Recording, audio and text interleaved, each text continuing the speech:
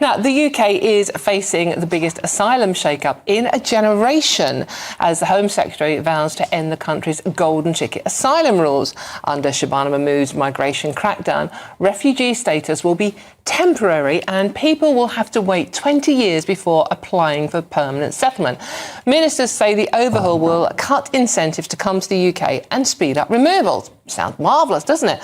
Will it work? I'm now joined by the chairman of Migration Watch UK, Alp Mehmet. Alp, good to see you. Thank you very much for joining us. Now, obviously, this is based... Andrew, thank you very much. It's a Sunday. Thank you. Really appreciate it. Now, this is obviously based on the Denmark model. We've been talking about it for at least, when this was first leaked, I think about 2 weeks ago, no, 10 days ago. The big question, it sounds fantastic, cutting down the pull factor, you know, stricter rules, we're not sort of like spending so much money on hotels, etc., etc., etc. Stop them coming, send them back, seems to sum it up. Will it work? Well, no. Not a hope in hell's chance of anything that Ms. Mahmood has said this morning that has inspired confidence, as far as I'm concerned, that anything remotely sensible or remotely useful is going to happen. They bang on about what the Tories did, and the Tories have a lot to answer for, I have to say.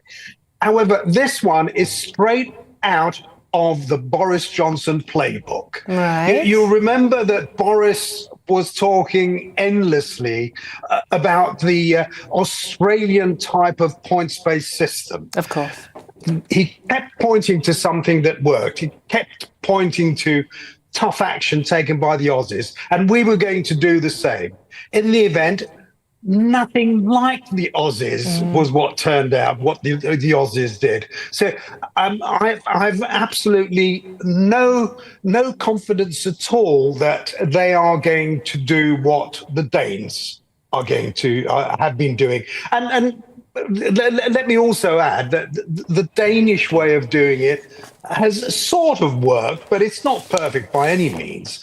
In this particular case, let's look at the detail of what they've said so far, if I may. Of course. They're talking about a consultation. They're talking about legislation being changed, new legislation. I presume that will be in order to not to have to provide accommodation. Because we do at the moment, as our law stands, any destitute migrant has to be provided for. Well, I'd like to see what they're going to come up with there. The other thing is that it's going to take probably 3 years before we know anything that they're putting in place is going to work. It beggars belief, frankly. Shortly after the last election, they announced that they were going to introduce legislation which was going to put an end to the boats coming across the channel. Well, that legislation, after nearly 18 months, is actually still in Parliament. So how long will it take for the consultation this time? How long will it take for any prospective legislation to go through Parliament? It's just a con. And frankly, I'm very disappointed that Shabana Mahmood, who seems to be more sensible and with it than her predecessor, she's really saying very little, having built up our hopes that something really worthwhile was going to come up. Well, you've just completely shot me down in flames. You do know that, don't you, Alp, honestly? Alp, that was the big question. It's like, it does sound wonderful, but, I mean, if it does work, how long is it going to take? And the European Convention on Human Rights, we keep coming back to that. The Conservatives, Chris Philp, is saying we need to come out of that. The very first thing we need to do is come out of that for any of this to even begin to work. Do you agree with him on that one?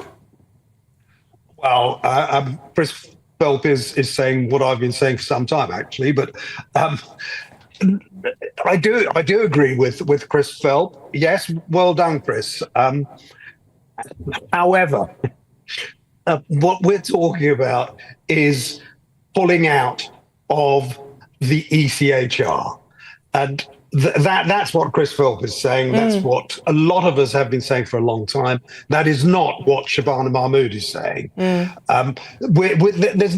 We're not going to come out of the ECHR. It's as simple as that. And for so long as we remain in it, whatever tweaks they may introduce or come up with, be it Article 8 or 3 of the ECHR, it's so long as we remain signed up to it, I'm afraid that there will be ways of taking it through the courts and ultimately to the European Court of Human Rights. Easy as that. So the one thing, just out before you go, the one thing I thought did sound interesting, she's going to propose new statutory rules that require judges to prioritise public interest and safety over migrants' claims, which you would have thought they would have done in any case. But we think back to the situation that happened in Epping with the Bell Hotel, whereas that court case, the judges literally said, no, the rights of migrants come before the people living in Epping. Now, you thought that was wrong in the first place, but the fact that she's going to try and change that, is that something you can see happening?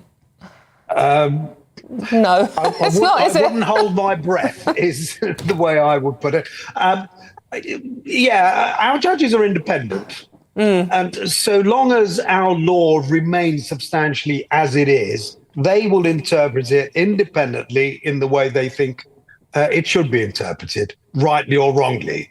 We very often disagree with what judgments they've reached, but ultimately they are doing really what is possible. And until that changes, i.e. we pull out of the ECHR, I mean, Lord Sumption, former High Court judge, yeah, he is saying now we've got to pull out, and we can pull out. So I really don't see how the Labour Party, how Keir Starmer and Shabana Mahmood can continue to resist the obvious. Well, OK, thank you very much, Alp. I would love to say you have cheered me up on this Sunday afternoon. However, as lovely as you are to talk to, you haven't. Alp Mehmet, who's a chairman of Migration Watch UK, thank you very much for joining me.